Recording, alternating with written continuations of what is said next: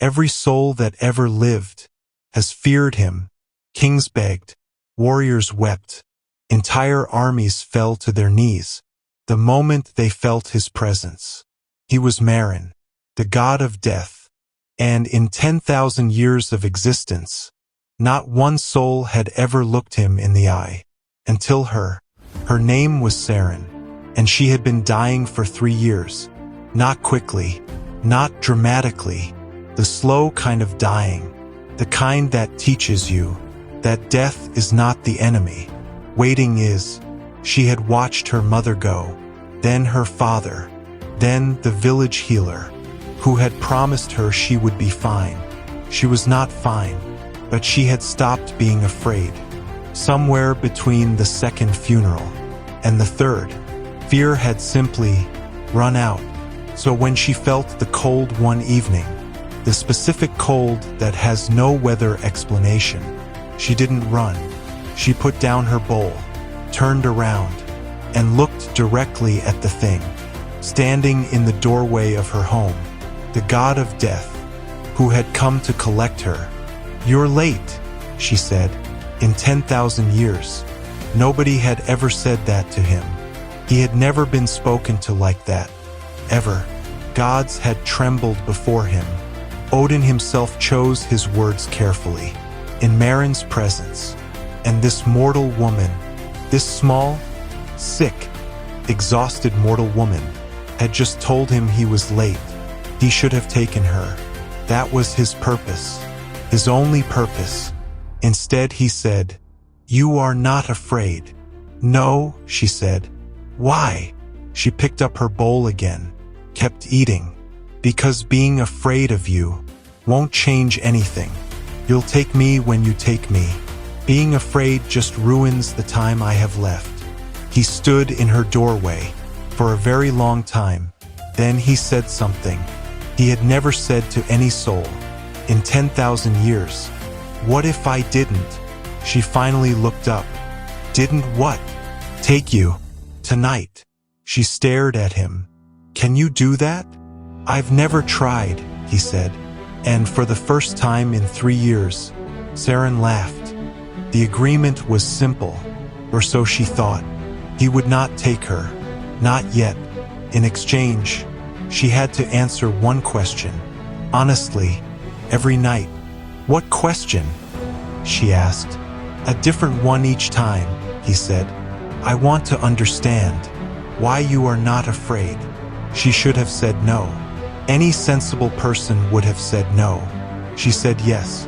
The first night he asked, "What do mortals love most?" She thought about it. "Mornings," she said. "The ones where nothing is wrong yet."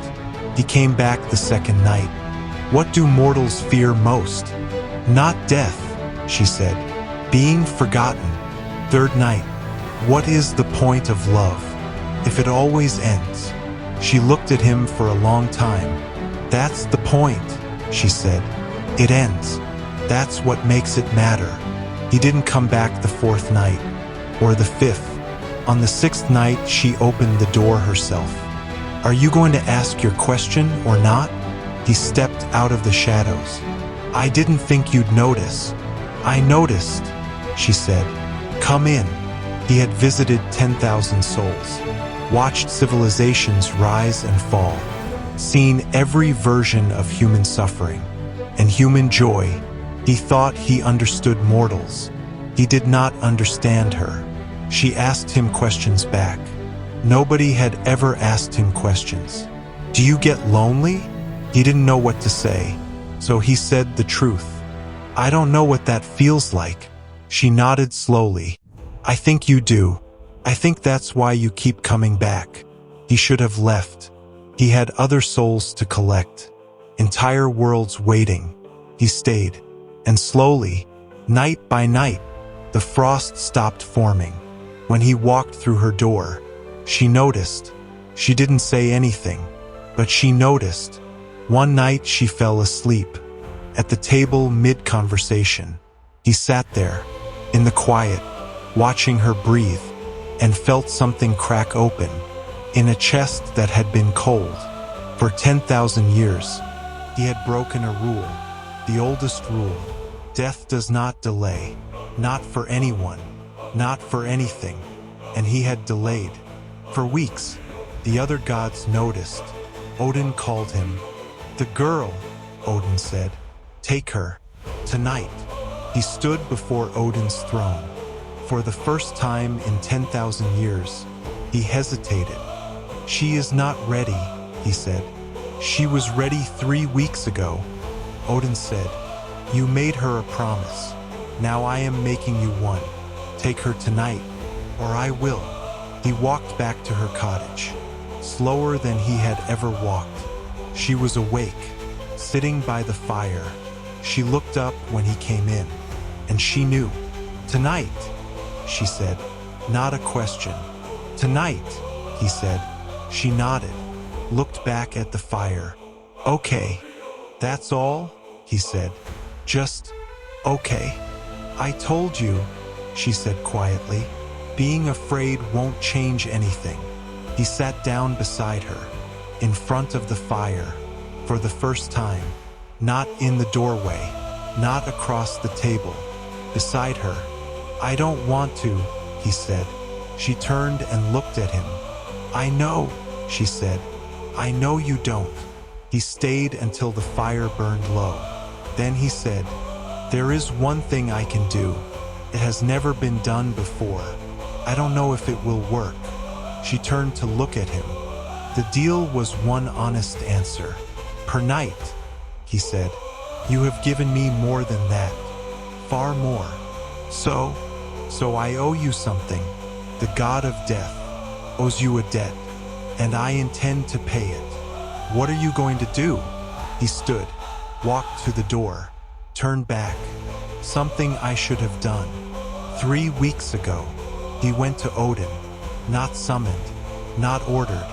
He went, and he knelt. The god of death, who had never knelt for anyone, knelt. "Her life," he said, "in exchange for my service. Whatever you need, wherever you send me, for as long as you decide. Her life." Odin looked at him for a very long time. "You love her," Odin said. The god of death said nothing. Pause, which was answer enough. Odin granted it, not out of kindness, out of curiosity.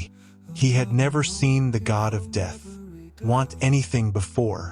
Maren walked back to her cottage. As the sun was rising, she was sitting outside, wrapped in a blanket, watching the dawn. He sat beside her. "You're going to live," he said. She didn't say anything for a long time. Then, "What did it cost you?" "Nothing I wasn't willing to give," he said. She leaned her head against his shoulder. He went very still, like he was afraid to move, in case it stopped. The god of death, who had walked through 10,000 years of darkness, watching his first sunrise, with the only person who had never been afraid of him, and for the first time, in 10,000 years, he didn't want the night to come back.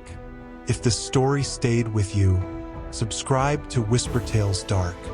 Every week, a new story about gods who feel too much and mortals who fear too little. The next one is already waiting.